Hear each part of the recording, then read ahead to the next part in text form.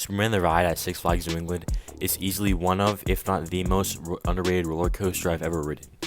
It was praised in the early to late 2000s, but ever since it got the new U-bricks, it has gotten so much hate.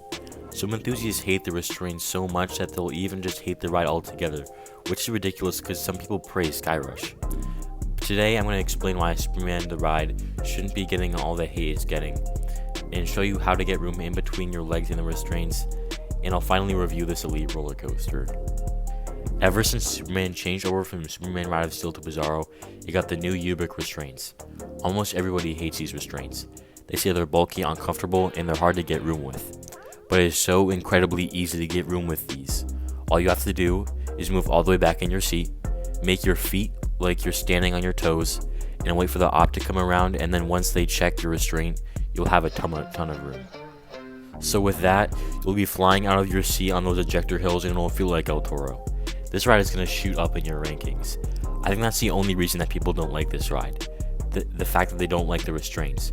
But if you know how to ride Superman, then you'll think the restraints are very overhated. So now I'll review the ride. Superman lifts you up a 208-foot tall lift hill while the Superman music theme plays. It's very iconic and is a staple of the ride. It then drops you down this awesome first drop. It offers strong ejector airtime in the back, and in the front cars it feels like a dive coaster because you're hanging over the edge for so long. This drop feels really big too.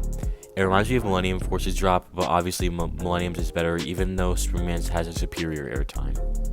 But anyways, you drop into this tunnel which makes the drop larger than its height. It's super loud in this tunnel which makes it feel insane. My only problem is this valley doesn't have very good positive G's at all, but it's okay because it makes it up later in the ride. You then fly up over this giant airtime hill. In the front, it offers strong floater to ejector airtime all the way through, and in the back it also offers strong floater to ejector. You then drop back down and head into the overbank which offers good positive G's and the sense of speed. Even better, sense of speed is offered in the next couple hundred feet of track. You traverse a low to the ground turn and a dip. The turn feels like one of Millennium Force's, and the dip offers weak floater airtime throughout the train. The next element is insane. You fly up over this airtime hill and it offers powerful ejector airtime throughout the train. And the next element is one of, if not the best airtime moment, and maybe even element in general on a roller coaster. This hill has better airtime than El Toro at Six Flags Great Adventure. It's that powerful. Pure insanity. It's absolutely incredible and it doesn't even feel safe. After the amazing first half, you then start the awesome second half. But the first element of the second half is the only dud element on Superman. It's this long and drawn out S-bend that doesn't even really offer any forces. If you're lucky, then you'll get a weak lift in the front row. I don't really mind this element though. I think Canopy Coaster said this, but I'm not sure. But he said that this hill kind of acts like a mid-course brake run without the brakes. So just think of it as something split up the first and second half. You then drop over the mid-course into this crazy helix. This is the best positive G's moment of the ride. It's really awesome and you really feel the speed here. You then pop up into another hill that's like the first hill of the second half, but it actually has airtime this time. It has good ejector airtime, and then you fly into another intense helix that offers even more crushing positive G's. There's also a weird jolt in it that I can't really explain, but when you ride it, you'll know what I'm talking about. Then you pop up over the next hill which provides good ejector airtime throughout the train. You then dive into this tunnel for an awesome interaction with the footpath that wrap around the spaghetti bowl. You then go back up and drop down again, which provides good ejector airtime. After two more awesome ejector airtime hills, you traverse the last turn, which provides good positive G's, and slam into the brakes at full speed for an awesome finish. Superman has a height of 208 feet and it uses its height with only a couple of large elements, and then the rest of the ride is relatively low to the ground. I would say the only big element is a first camelback, but everything after that is pretty small, which is why this ride has such powerful ejector airtime. Then the second half of the ride, you don't even come 40 feet off the ground, so it really feels fast and it kind of reminds me of Maverick, and you all know how I feel about Maverick. Superman gets a 9 out of 10 for height, and the only reason there's not a 10 is because I think they could have included one more big element, but it's completely fine. Speed and pacing is one of Superman's best categories. I feel like nobody pays attention to this ride's incredible pacing.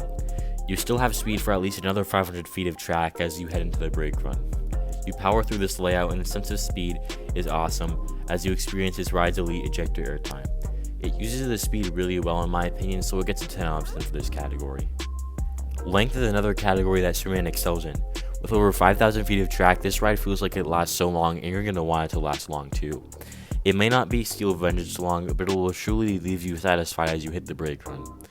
Superman gets a 9 out of 10 only because I think they should have included 1 or 2 more elements with all that speed, but it's just a small little nitpick. Restraints is a category that most people agree that Superman struggles in, but again, in my opinion, the restraints are okay. It's super easy to get room as long as the ops don't push them down too hard. The only problem with these is that you have to hold them up the entire ride. They're super heavy, so they come down super easily, but just hold it up and you'll be fine. 7 out of 10 for restraints, because if you do get stapled, then they're really uncomfortable.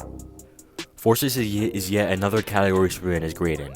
This ride piles on the positive and negative G's, as you could tell from the review. This ride has the best airtime of any ride I've ridden. It might not have the most, that would be Steel Vengeance or Diamondback, but it's the strongest. It's better than El Toro. This ride is quite a bit better than El Toro, by the way. But anyways, the hill that flies past the exit ramp is literally insane. It's the best moment of the ride by far, and it's just so good. That's not the only good airtime moment though. Pretty much every other hill has strong floater to ejector. Almost every valley is super intense with the positive G's, especially after the first hill of the Spaghetti Bowl. Superman gets an easy 10 out of 10 for forces. Smoothness is a pretty good category for Superman. There's little vibration throughout the ride, but it doesn't give you a headache or anything like that. And it doesn't affect the ride at all. In fact, in some places it just makes the ride be even more extreme. Like that jolt in the Helix that I mentioned, or any jolt throughout the ride. This ride gets a 9 out of 10 for smoothness.